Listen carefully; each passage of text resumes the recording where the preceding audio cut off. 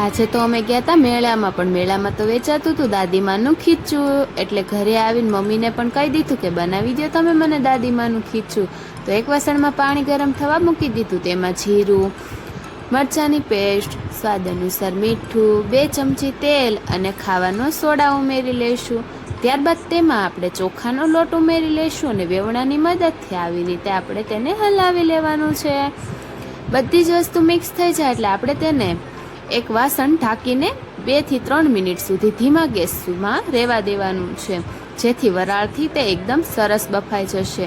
2 થી 3 મિનિટ પછી આપણે જોઈશું તો ખીચું બનીને એકદમ તૈયાર થઈ ગયું છે. તો એક ડીશમાં તેને કાઢી લેવાનું છે.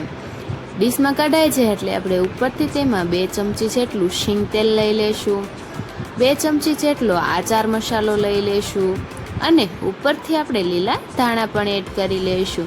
તો તૈયાર છે આપણું ગરમા ગરમ દાદીમાનું ખીચું. તો ચાલો મમ્મીને ટેસ્ટ કરાવીએ. મમ્મી, આ ખીચું બનીને રેડી છે.